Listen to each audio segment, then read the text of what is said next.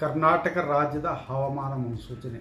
ನಾನು CS ಪಾಟೀಲ್, ವಿಜ್ಞಾನಿ, ಹವಾಮಾನ ಕೇಂದ್ರ, ಬೆಂಗಳೂರು. ನಾನು ಮುಂದಿನ 7 ದಿನಗಳವರೆಗೆ ಕರ್ನಾಟಕ ರಾಜ್ಯದ ಹವಾಮಾನದ ಮುನ್ಸೂಚನೆಯನ್ನು ಸಂಕ್ಷಿಪ್ತವಾಗಿ ವಿವರಿಸುತ್ತೇನೆ. ಇಂದು ಕರಾವಳಿ ಹಾಗೂ ಉತ್ತರ ಒಳನಾಡಿನಲ್ಲಿ ವ್ಯಾಪಕವಾಗಿ ಮಳೆಯಾಗಿದ್ದರೆ ದಕ್ಷಿಣ ಒಳನಾಡಿನ ಜಿಲ್ಲೆಗಳಲ್ಲಿ ಕೆಲವು ಕಡೆ ಮಾತ್ರ ಮಳೆಯಾಗಿದೆ. ಪ್ರಮುಖವಾಗಿ ಬಾದಾಮಿಯಲ್ಲಿ 11 ಸೆಂಟಿಮೀಟರ್, ತಿಡಗುಂಡಿ ವಿಜಾಪುರ ಜಿಲ್ಲೆಯಲ್ಲಿ 8 ಸೆಂಟಿಮೀಟರ್, ಕೆರೂರು ಬಾಗಲಕೋಟೆ ಜಿಲ್ಲೆಯಲ್ಲಿ 7 ಸೆಂಟಿಮೀಟರ್, ಮಾನ್ವಿ ರಾಯಚೂರು ಜಿಲ್ಲೆಯಲ್ಲಿ 7 ಸೆಂಟಿಮೀಟರ್ ಮಳೆಯಾಗಿದೆ.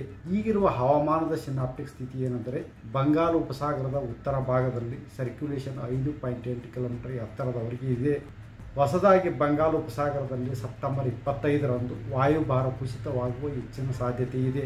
ಇದರ ಪ್ರಭಾವದಿಂದ ಕರಾವಳಿ, ಉತ್ತರ ಹಾಗೂ ದಕ್ಷಿಣ ಒಳನಾಡಿನ ಎಲ್ಲ ಜಿಲ್ಲೆಗಳಲ್ಲಿ ಸೆಪ್ಟೆಂಬರ್ 22ರಿಂದ ಸೆಪ್ಟೆಂಬರ್ 26ರವರೆಗೆ ಹಲವು ಕಡೆ ಮಳೆಯಾಗುವ ಹೆಚ್ಚಿನ ಸಾಧ್ಯತೆ ಇದೆ. ಬೀದರ್, ಕಲಬುರಗಿ, ಯಾದಗಿರಿ, ರಾಯಚೂರು, ವಿಜಯಪುರ, ಬಾಗಲಕೋಟೆ ಹಾಗೂ ಕೊಪ್ಪಳ ಜಿಲ್ಲೆಗಳ ಕೆಲವು ಕಡೆ ಭಾರಿ ಮಳೆಯಾಗುವ ಸಾಧ್ಯತೆ ಇದ್ದು ಸೆಪ್ಟೆಂಬರ್ 22 ಹಾಗೂ 23ರಂದು ಯೆಲ್ಲೋ ಅಲರ್ಟ್ ಅನ್ನು ಘೋಷಿಸಲಾಗಿದೆ. ಸೆಪ್ಟೆಂಬರ್ 26 ಹಾಗೂ 27ರಂದು ಕರ್ನಾಟಕದ ಉತ್ತರ ಒಳನಾಡಿನ ಜಿಲ್ಲೆಗಳಲ್ಲಿ ಬೀದರ್, ಕಲಬುರಗಿ, ಯಾದಗಿರಿ, ರಾಯಚೂರು, ವಿಜಯಪುರ, ಬಾಗಲಕೋಟೆ ಹಾಗೂ ಕೊಪ್ಪಳ ಜಿಲ್ಲೆಗಳಲ್ಲಿ ಮಳೆ ಪ್ರಮಾಣ ಹಾಗೂ ವಿಂಗಡಣೆ ಏರಿಕೆ ಹಾಗೂ ಹೆಚ್ಚಿನ ಸಾಧ್ಯತೆ ಇದೆ.